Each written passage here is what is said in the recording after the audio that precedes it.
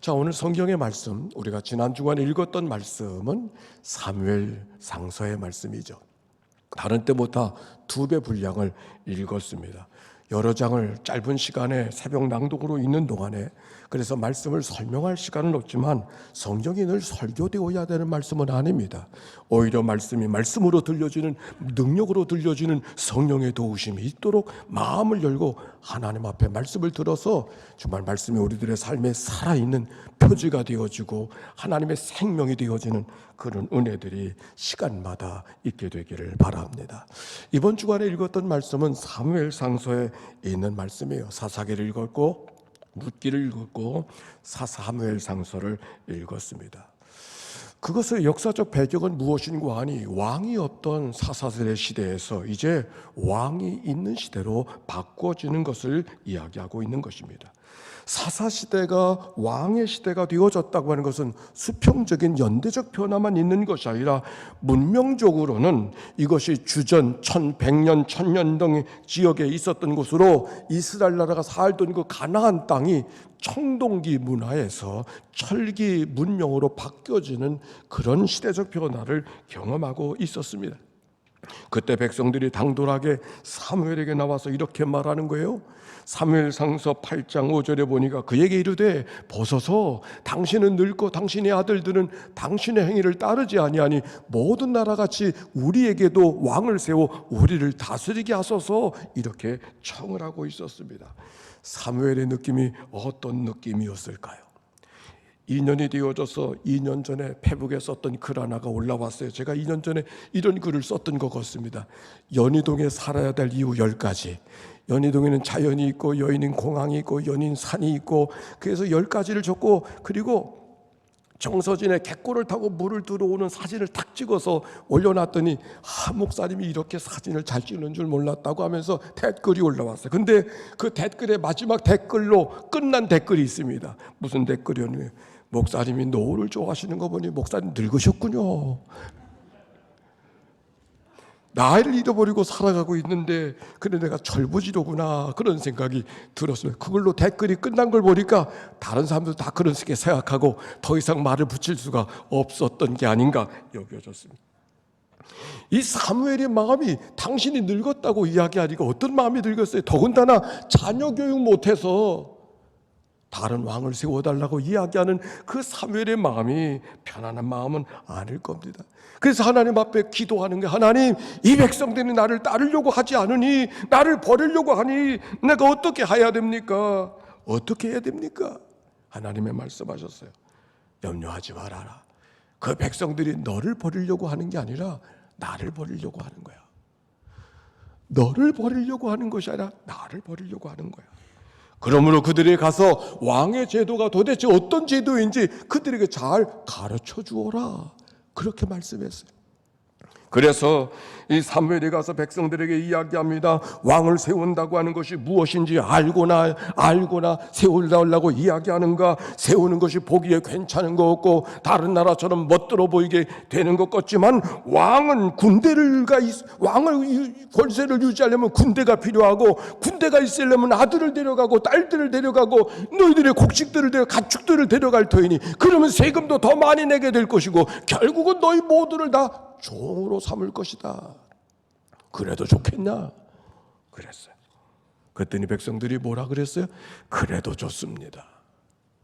그래 세워진 왕이 사울 왕 아닙니까? 저는 이 말씀을 처음 들었을 때 받은 은혜는, 하나님이 참 인격적인 하나님이구나. 하나님께서 원하지 않는 거지만 백성들이 때를 쓰듯이 달라고 하니까 허락하신 하나님. 하나님이 얼마나 귀하신 하나님인가. 그런데 그게 맞는 말인가? 다시 생각해보면, 하나님이 때를 쓴다고 그냥 주시는 하나님이라면 어떻게 되는가? 아니면 끝까지 아니어야지. 그래서 그들이 망하게 되는 일이 결국은 그 왕 때문에 세워진다고 하면 끝까지 하나님이 안 된다고 얘기했지, 안 좋을 줄 알면서 세우시는 하나님은 어떤 하나님인가? 그런 마음이 내 마음 한구석에 접혀지지 않았었는데, 이번 성경 통독 성회를 통해 성경이 다시 읽혀지는 거예요. 하나님께서 왕을 세우시니 동의하고 계시는 것은 시대가 달라지고 있다는 사실을 하나님도 인정하고 계셨구나. 당신은 청동기 시대에서 철기 문화로 바뀌시는 문명의 변환이 있던 시대라고 이야기했습니다. 청동기가 철기가 됐다고 하는 것은 단순히 쓰여지는 도구가 달라졌다는 것을 이야기하는 것이 아닙니다. 농기구가 달라짐으로 말미암아 농업의 소출이 달라지는 거예요. 중요한 변화는 기구가 달라진 것이 아니라 산업이 바뀌는 거예요. 마치 농업사회가 산업사회가 되고 산업사회가 전자사회가 되는 것처럼 새로운 삶의 패러다임이 바뀌는 거예요.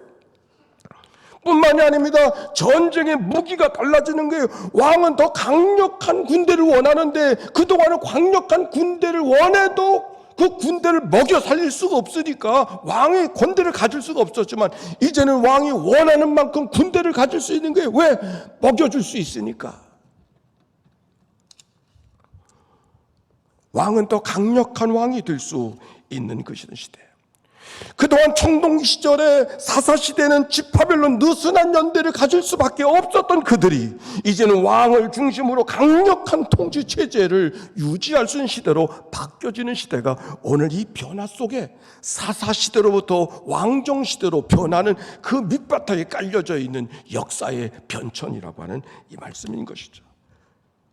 이런 변화를 하나님이 인정하셨다? 그것이 결코 낯선 것만은 아니에요. 출애굽한 이스라엘 백성들이 모사 혼재 그들의 지도력으로 담당했던 그 일들을 광야를 지나는 동안에 이드로 장인이 와서 이렇게 말했지만 이렇게 해서는 안 된다고 이제는 1000부장도 필요하고 500부장도 필요하고 100부장도 필요해서 그들의 지도력을 나누어 주어서 그들을 이끌어내라. 지도력의 변화를 인정해 주는 말씀이 출애굽기에 있는 말씀이라면 백성들을 다스려가는 제도의 변화를 하나님께서 인정하셨다는 말씀이 낯선 것만은 아닌 것입니다. 성경에도 사무엘이 사울을 처음 세울 때 만났을 때 했던 말씀이 사무엘상서 10장에 기록이 되어져 있는데 10장의 말씀을 좀 보세요. 16절 내가 내일 이맘때에 내가 베냐민 땅에서 한 사람을 보내리니 너는 그에게 기름을 부르어 내 백성 이스라엘의 지도자가 되게 하라. 따라서 합시다. 그가 내 백성을 블레셋 사람들의 손에서 구원하리라.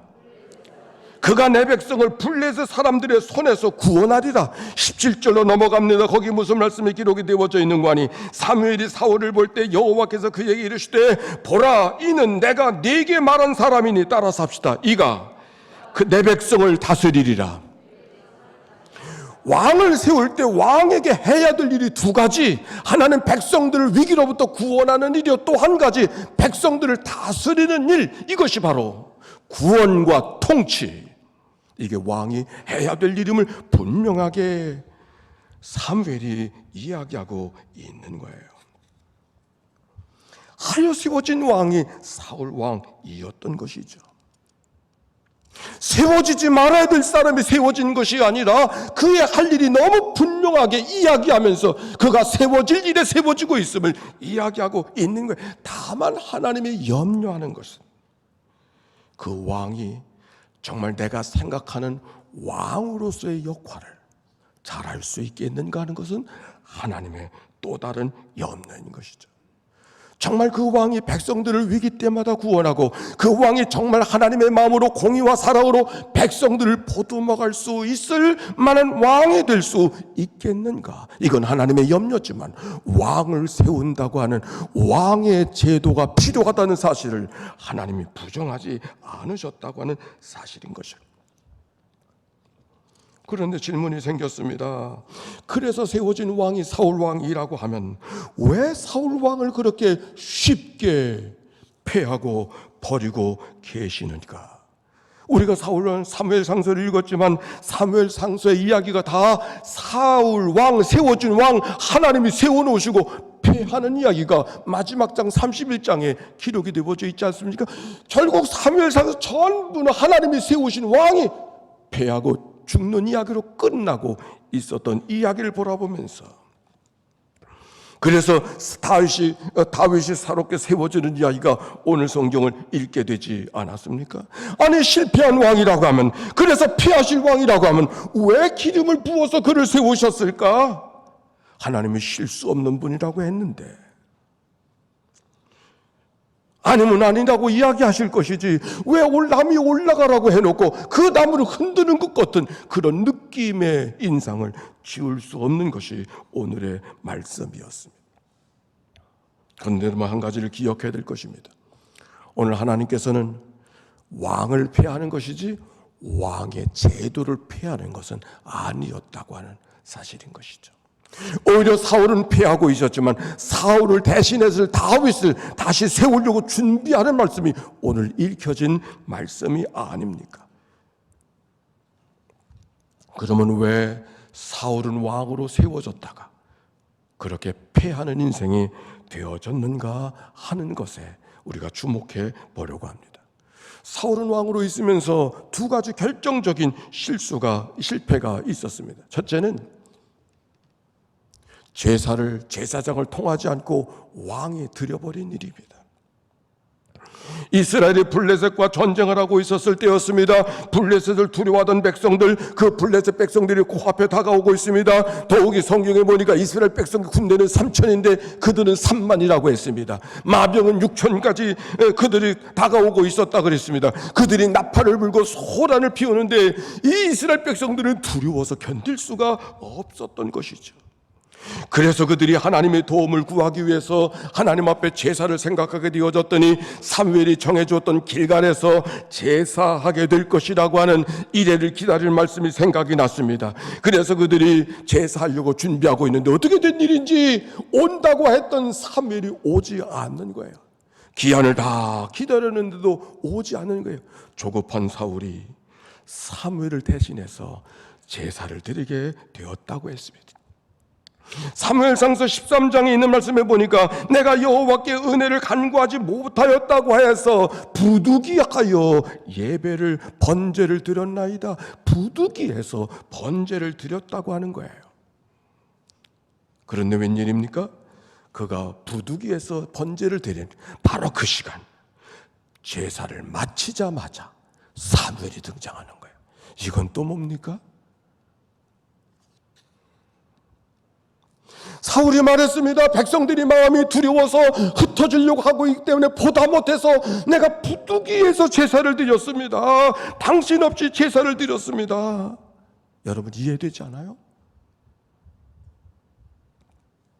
그런데 사무엘이 이렇게 대답하고 있습니다. 사무엘상서 13장 13절의 말씀, 다 같이 저를 따라서 합시다. 왕이 망령되이 행하였나이다.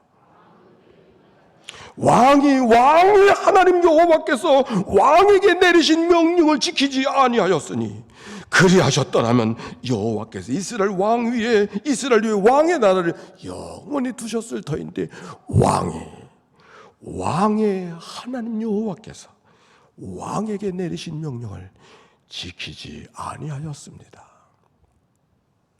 또 한 가지의 실패가 있습니다. 아말렉과의 전리품을 그가 남겼기 때문입니다. 아말렉과의 전쟁은 헤렘, 진멸의 전쟁이었습니다. 진멸의 전쟁은 하나님이 챙기시는 신적인 전쟁이기 때문에 모든 것을 다 소멸해야 되는 것이 진멸의 전쟁의 문화였습니다. 그런데 사울이 아말렉과의 전쟁에서 남겨둔 것이 있었던 거예요. 왕 아각을 남겨두었고 그리고 살찐 소와 양을 남겨두었습니다. 사무엘이 가서 보니까 소리가 들리는 거예요. 이 소리가 무슨 소리인가? 사울이 이렇게 대답했습니다. 말씀대로 다 진멸하였지만 하나님께 제사 드리려고 가장 살찐 우양을 남겨두었습니다. 하나님께 제사 드리려고 가장 좋은 것을 남겨두었다는 거예요. 그런데 사무엘이 뭐라고 반응하고 있습니까? 사무엘상서 15장 19절의 말씀 따라서 합시다. 어찌하여 왕이 여호와의 목소리를 청종하지 아니하고 어찌하여 왕이 여호와의 말씀에 청종하지 아니하고 탈취하기에만 급하여 여호와께 악을 행하는 일을, 악으로 여기시는 일을 행하였습니까? 이 두 가지의 실패, 여러분 어떻게 생각하세요? 하나님 좀 너무하다고 생각하지 않아요? 아니, 부두기에서 제사를 했는데 그게 당신이 세우신 왕을 폐할 만큼의 죄가 될까? 부두기에서 한 일인데 그게 그렇게 하나님을 분노하게 하는 사건이 되었다는 말이 여러분 잘 이해가 되나요? 그런데 사무엘상서 13장, 사무엘이 첫 번째 실수를 했었을 때 사울이 들려주었던 얘기로 다시 돌아가 보십시다. 사무엘상서 13장 14절의 말씀 같이 한번 읽어봅시다. 시작. 지금은 왕의 나라가 길지 못할 것이라 여호와께서 왕에게 명령하신 바를 왕이 지키지 아니하였으므로 여호와께서 그의 마음에 맞는 사람을 구하여 여호와께서 그의 백성의 지도자로 삼으셨느니라. 여러분 이게 몇 장에 나오는 말씀이에요? 사무엘상서 13장이에요. 첫 번째 실수가 있었던 말씀이에요. 또 한 번의 실수가 있었다 그랬죠. 그게 몇 장에 나옵니까? 사무엘상서 15장에 나오는 말씀이에요.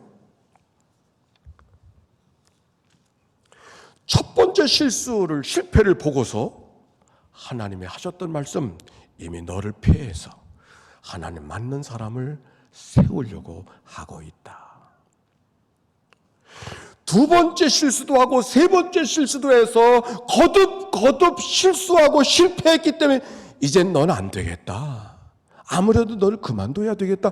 그리 하시는 말씀이 아니었다는 거예요.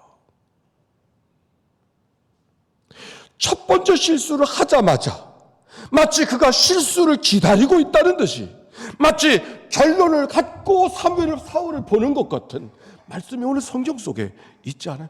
두 번째는 보라볼 것도 없는, 확인할 것도 없이 이미 하나님이 그 마음에 맞는 사람을 준비해 두었다고 하는 이 이야기는 우리에게 무엇을 이야기하고 있는 걸까? 네, 그렇습니다. 분명 성경은 그렇게 말하고 있습니다.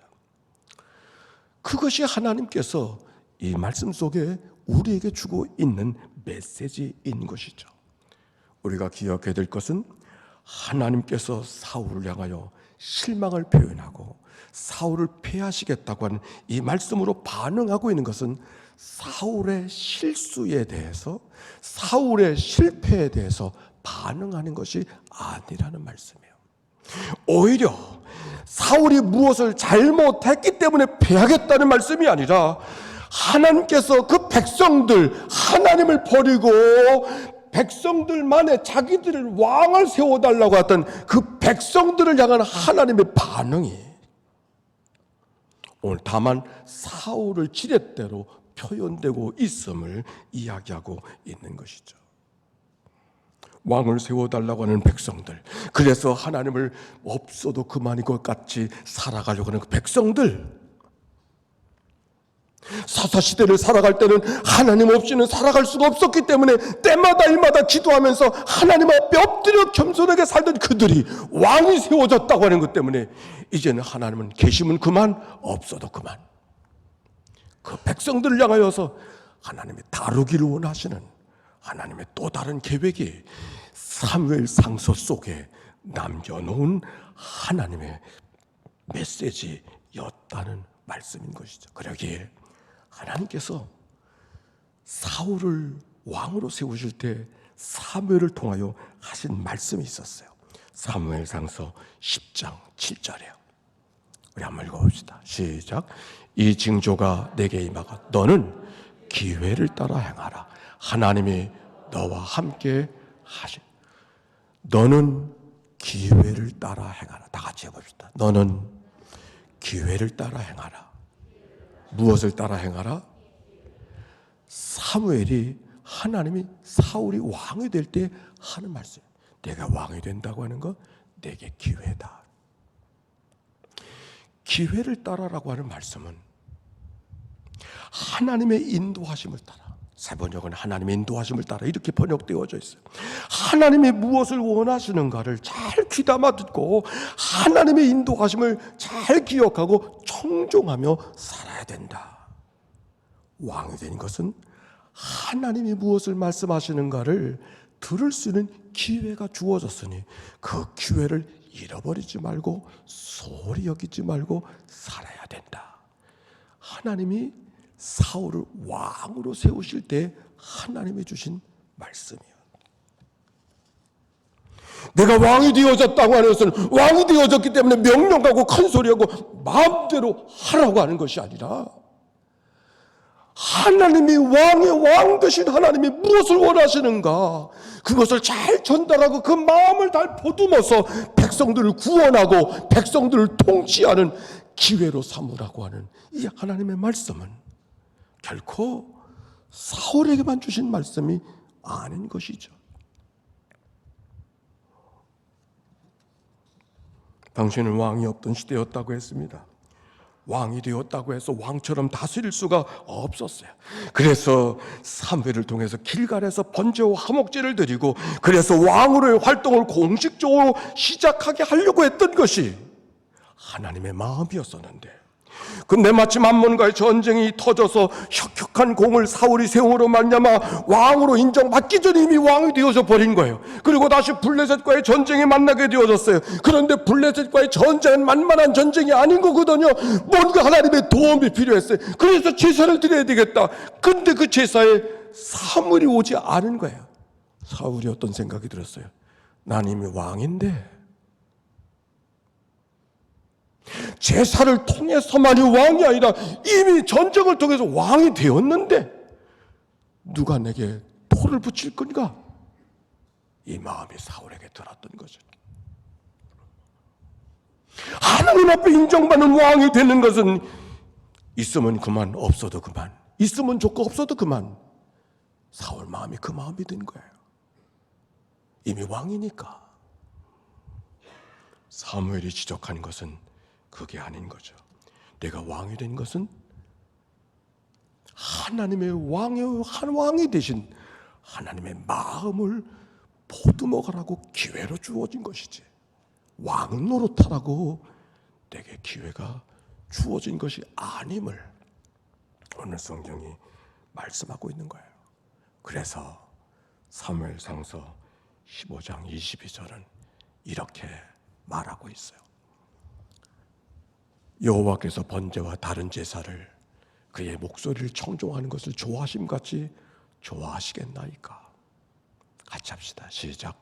순종이 제사보다 낫고 듣는 것이 수양의 기름보다 나으니라. 순종이 제사보다 낫고 듣는 것이 수양의 기름보다 낫다. 왕이 되었기에 왕노릇하는 것이 아니라 왕이 되었기에 왕의 왕 되신 하나님이 무엇을 원하시는가를 순종하고 따라가고 경청하는 것이 내가 왕된 하나님의 마음이라고 하는 하나님의 말씀이에요. 사울이 왕이 되어졌다는 것은 그에게 기회였습니다. 순종할 수 있는 기회, 아니 더 크게 순종할 수 있는 기회가 그에게 주어져 있는 기회였습니다. 그래서 기회를 선용하기 위해서 오늘도 하나님이 무엇을 말씀하시는가, 이 사건 속에 하나님이 무엇을 말씀하시는가 귀를 열고 들어야 되는데, 이미 왕 되어졌다는 만만함으로 왕의 왕 되신 하나님의 소리에 귀를 막고 자기 생각에 지나가는 대로, 생각하는 대로, 백성이 원하는 대로 따라가려고 했던 이 사울의 왕, 하나님이 그를 폐하실 수밖에 없었던 이유가 있는 것이죠. 오늘 사울을 향하여 들려주던 하나님의 말씀을 우리가 듣습니다. 우리가 살아가면서 부득이하여 하는 일들이 얼마나 많습니까? 부득이해서 이유가 다 있죠. 이해할 만하죠. 오히려 하나님이 이해가 안 될 때가 더 많잖아요. 저는 교회 역사를 정리하느라고 지나간 120년 동안의 한국교회 역사를 쭉 읽을 수 있는 기회가 있었습니다. 어느 날은 거의 밤잠을 못 자고 1시간, 2시간밖에 잠이 안 오는 거예요. 그 역사, 들은 역사지만 내가 그 책을 쭉 읽어가면서 내 마음이 같이 그들과 함께 가고 있다가 생각하니까 그리하는 것이 이 시대를 몸으로 부딪히며 살았던 우리의 믿음의 선조들이 어떻게 살았을까 생각이 되니까 우리가 그 시대를 살지 않은 것이 얼마나 감사한가. 만주사변이 일어나고 중일전쟁이 일어나고 그리고 진주만 사건이 일어나고 그다음부터 교회 신문은 교회 신문이 아니요 군대 신문이더라고요. 교회들을 통합해서 남겨진 재산을 갖고 헌납해서 비행기 만들고 그걸 잘했다고 칭찬하고 그게 날마다 교회 속에 있어야 되고 예배를 드리기 위해서는 동방을 향해서 요배를 해야 되고 한국신문으로 선서를 해야 되고 모든 예배마다 부득이해서 하는 일들이죠. 하고 싶어서 했던 사람이 어디 있겠어요. 그 책을 가다 보니까 이런 일들이 있더라고요. 감사로 임명을 하는데 하지 않겠다는 거예요. 그 인사이동이 잦아요. 단임 목사로 임명하는데 단임 목사 못하겠다는 거예요. 그래서 부득이 해야 되는 일이지만 나는 부득이 하는 일을 하지 않겠습니다. 감리사를 포기하고 임명했지만 포기하고 단임 목사를 임명했지만 포기해서 그래 인사이동이 잦더라고요. 부득이한 일을 부득이하게 하지 않으려고 그 직에 들어가면 어쩔 수 없이 그 일을 해야 되니까.